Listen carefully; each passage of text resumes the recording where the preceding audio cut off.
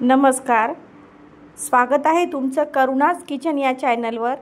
तर आज आपण बनवली आहे दसऱ्यानिमित्त स्पेशल अशी पुरणपोळीची जेवण थाली। तर आपण पुरण शिजून घेणार आहे। 2 वाट्या हरभऱ्याची डाळ घेतली आहे, ती स्वच्छ करून स्वच्छ धुवून मी इथे कुकरमध्ये बॉईल करायला पाणी ठेवलं होतं। पाणी उकळलेलं आहे, त्यात आपण डाळ टाकून घ्यायची आणि कुकर लावून घ्यायचा। त्यात थोडं चवीसाठी थोडंसं मीठ टाकायचं आणि याला 4 शिट्ट्या होऊ द्यायच्या। आणि इथे आपण चपातीसाठी कणिक मळून घेत आहे। कणिकमध्ये थोडी मीठ टाकलंय आणि पाण्यामध्ये थोडीशी हळद टाकून त्या पाण्यानेही आपण पीठ मळून घेणार आहे। पीठ छान मऊसूत मळायचं।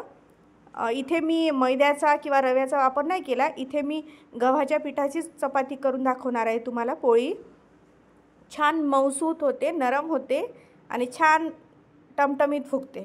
बघा, तर मग आपण इथे डाळ शिजून घेतली आहे।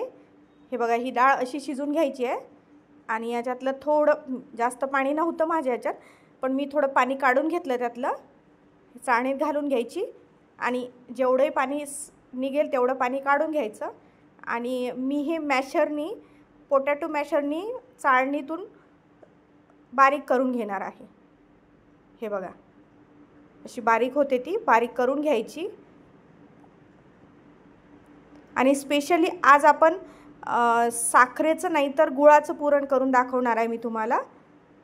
तर मी 2 वाट्या हरभऱ्याची डाळ घेतली होती, तर मी इथे 1.5 वाटी गूळ घेतला आहे, तो टाकला, त्याच्यात बारीक करून टाकला आणि छान हे हलवून घ्यायचं, खाली लागू द्यायचं नाही आणि हे हलवत राहायचं, हळूहळू हलवत राहायचं, नाहीतर मग हे खाली लागतं। इथे मी जायफळ पूड आणि विलायचीची पूड टाकली आहे। हे बघा, आपलं होत आलंय पुरण। तर मी इथे 1 चम्मच तूप घातलंय। बघा, इथे पुरण किती छान शिजलं आहे।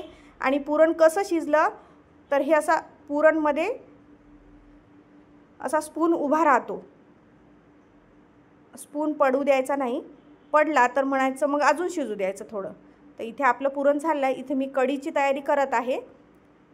कढईत तेल टाकलं आहे, जिरं मोहरी टाकली, कढीपत्ता टाकला। हे छान तडतडू द्यायचं, कच्चं ठेवायचं नाही, नाहीतर मग छान नाही बनत कढी। आणि इथे मी मिरची आणि लसूण आणि कोथिंबीरची पेस्ट केली होती, ती टाकली। हळद टाकलं, मीठ टाकलं आणि हिंग पावडर टाकली होती।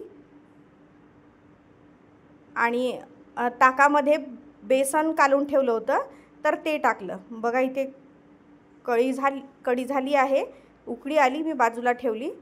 इथे आपण सारासाठी वाटण तयार करून घेत आहे। इथे बारीक जाडच कांदे चिरून घ्यायचे। कांदा भाजून घेतला, इथे छान लालसर भाजायचा।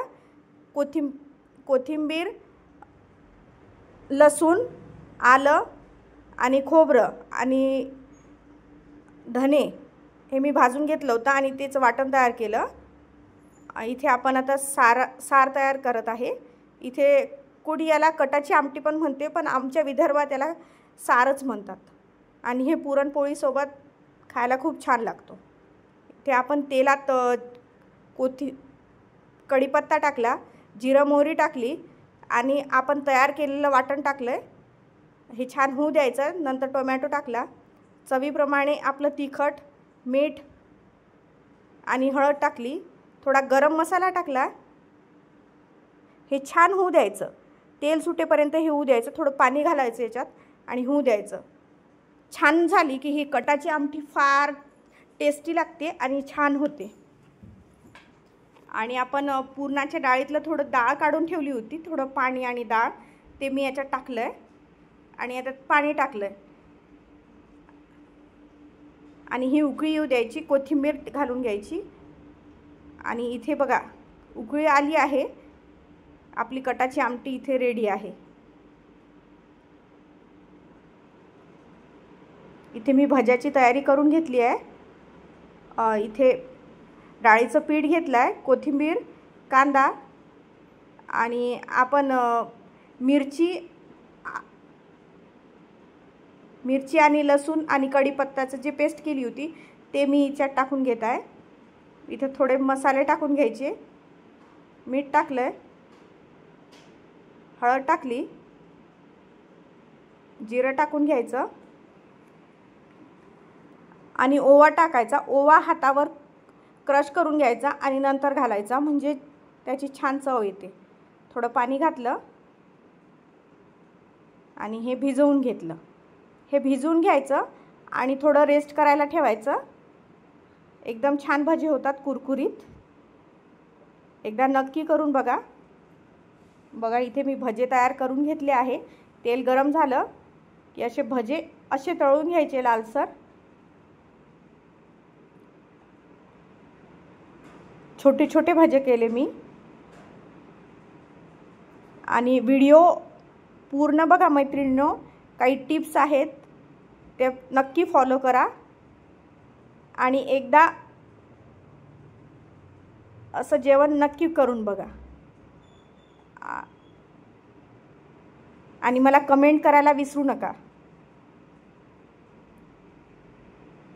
बघा इथे मी पुरणाच्या पोळ्या करून घेत आहे।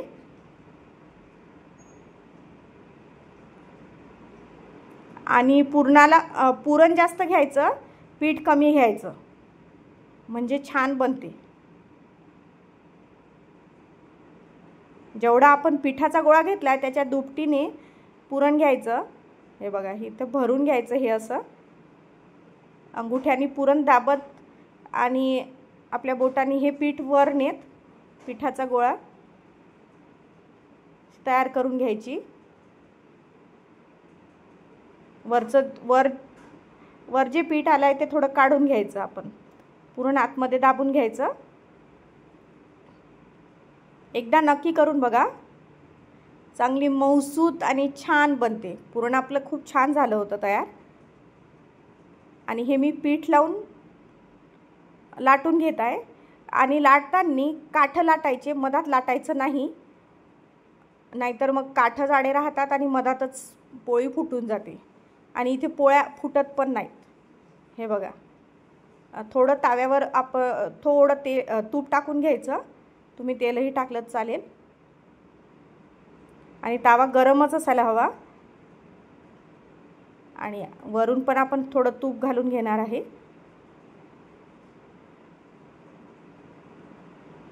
मऊसूत आणि नरम अशी पोळी झाली होती।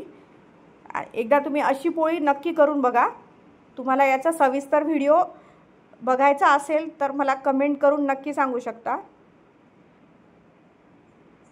बघा इथे कशी टम्म आपली पोळी फुगली आहे। थोडे काठ दाबून घ्यायचे, म्हणजे काठ कच्चे राहत नाहीत आणि पोळी कच्ची ठेवायची नाही, छान आजूबाजूने भाजून घ्यायची। बघा इथे आपलं जेवण तयार झालेलं आहे। इथे थाली माझ्या मुलीने तयार केली होती, ही ती तूप टाकते मधामधात, बघा कशी येते।